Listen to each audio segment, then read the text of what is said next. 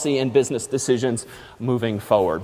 So with that said, we thought we would come back to this issue of the program we wrote on Wednesday that didn't really turn out so well. There were clearly some opportunities for improvement. And recall that the program that we wrote collectively as a class, or as the volunteer gave us his form, was this 5-step program. And odds are, if you kind of reflected on the steps you yourself wrote on Wednesday, yours was probably relatively as short, somewhat cursory, maybe even incomplete. And granted, if we gave you more than 60 or 120 seconds, maybe you'd have come up with something a little more fleshed out.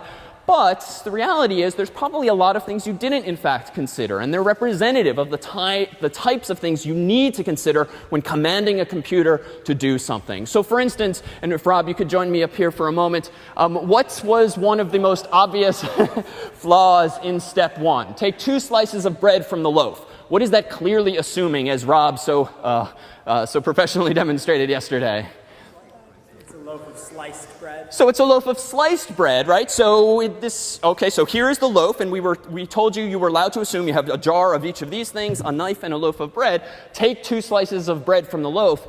You know, as you saw, some of our volunteers ripped into this thing, because what does it mean to take 2 slices from this loaf, right? So what would be better? What would be a marginal improvement if we want to go back and actually improve this with a better step 1?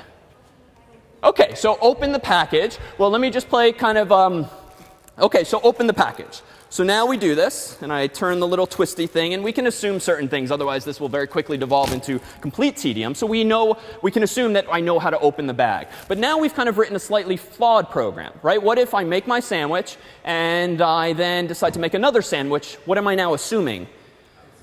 Well, it's already open, right? And I better say close the bag at the end of the program. Or maybe I should say something like, if bag is closed, then open bag, right? I want to actually make an intelligent decision that takes as input the state of my world, the state of the loaf of bread, and then decide only if it's closed to open the bag. All right, so notice what Rob is doing here is going to be a little something called pseudocode, and it'll get us into the habit of thinking more algorithmically, more carefully, more procedurally, which for today's purposes can be synonymous. So he's doing this little thing of indentation just to make clear that you only open the bag if the thing that's above it and slightly to the left is actually true, or is actually the case in reality. All right, so now if bag is closed, I open it. Otherwise, it's presumably just open. Now what do I do? Let's start making the sandwich more properly. Yeah? If loaf is sliced, take 2 slices. OK. If loaf is not sliced, then slice. OK, good. So if loaf is sliced, then take 2 slices. And again, just to be a little nitpicky here, there's nothing saying I should be taking the bread from the open end of the bag. So there's another opportunity for improvement. But I can kind of push back on this one. Else slice loaf into slices, right? Like, we kind of need to do something before that, right? Suppose that it is not sliced. What do I obviously need to do first before slicing this thing? So remove loaf from bag. So we might do that. But now, because this is pre-sliced, let's go back to the other condition, and let's try to record both of these. So if loaf is already sliced, remove 2 slices from bag from open end is fairly precise.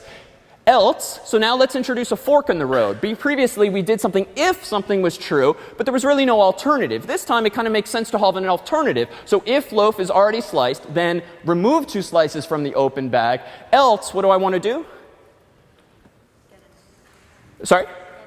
OK, so get a knife at some point, and still, else if it isn't sliced, what needs to happen first before I start slicing this bread? Yeah? Remove bread from bag. So I would actually slide all of the bread out, and then I could probably proceed to use this part of the knife. So now we're getting somewhere. So we've introduced what we'll call conditions, or branches, or decision points, really, in the real world. So now what might we do here? At this point in the story, we have removed potentially the bread from the bag. And let's just put one more statement, also indented, cut 2 slices of bread from loaf. Now here, too, we could be nitpicky. I could cut a slice that's this big and be completely ridiculous. But let's just start to make some more forward progress here. But notice what Rob has done. In pseudocode, both of these lines, remove and cut, are indented. And this suggests that both of those things should now happen if the decision that we just made, if it isn't sliced, is true. So again, an example of logical flow here. Well, let's try to wrap this one up now. So if we have, at this point, 2 slices of bread in hand, now what should we do? Yeah? Put them on the table. Put them on the table. OK? Could be better, but all right. So, separately, or some such adverb. What's next? OK, open, right. And so this was the key point missing yesterday, right? Open the jar of peanut butter. That's sort of something we took for granted. If this is the first time using it, here's another possible corner case, so to speak. And this is a piece of jargon we'll often use in programming. Corner case is sort of a situation that makes sense that it might happen, but you didn't really think about it. And even though it might only happen 1 out of 100 times, that one time it does happen, right? You're not going to be able to get any peanut butter out of it unless you have another condition or branch. So let's go ahead and say open the jar of peanut butter. If sealed, remove seal, or something like that. And so that gets me to the point of conditionally doing this. So now I have the open peanut butter. I have my 2 slices of bread separately. What's next? Pick up knife.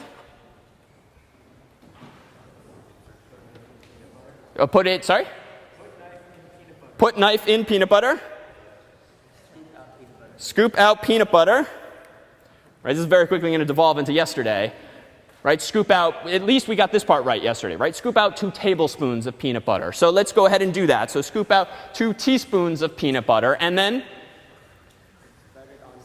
spread it on piece of bread. But again, here too, this is kind of reasonable. Stupid, but correct. Or at least consistent with what you told me to do. So here too. So again, we don't need to turn this into the complete drama that we had yesterday, but just notice all of the various opportunities there are to make mistakes, all of these possible corner cases. And so one of the things that's a little tough for a lot of people with programming initially is that you just kind of want this computer to behave as though it's a human just responding and interpreting with their best human judgment your commands. But the reality is that's not going to happen. And we're going to see that today with our own program. So thanks very much to Rob. Very well done.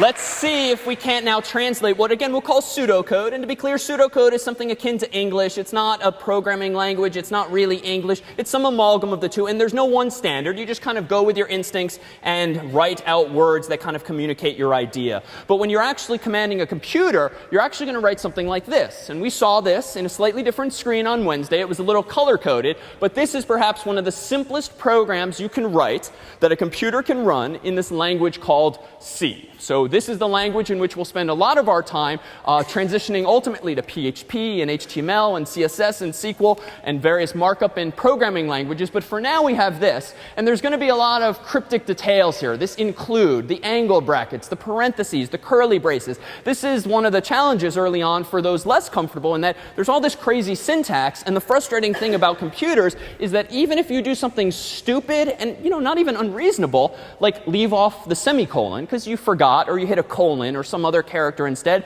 the whole thing's going to break.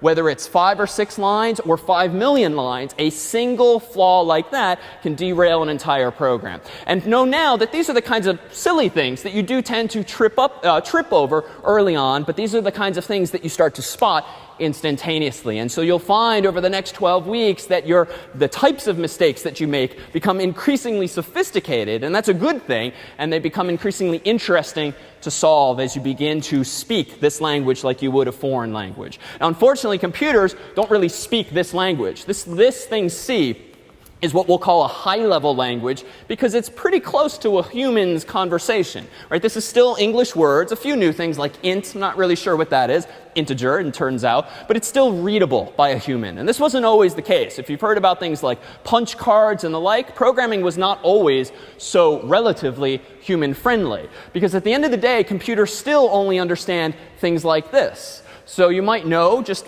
generally, that computers somehow operate in zeros and ones. And that's useful because zeros and ones very nicely map to electrical things, right? Right now in Sanders, the lights are on. We could say that this huge theater is actually storing the number 1. If we killed all of the lights, it might be storing the number 0. And this is why we have such a simple system, a simple alphabet for computers, because they're electrical. You plug them into the wall, they operate on batteries. You have this ability to either have electricity flowing or not, and that gives you these 2 binary, bi meaning 2, states. And so you can represent data, things, in this way. Now, these are literally the zeros and ones that are created when you start with a program like this.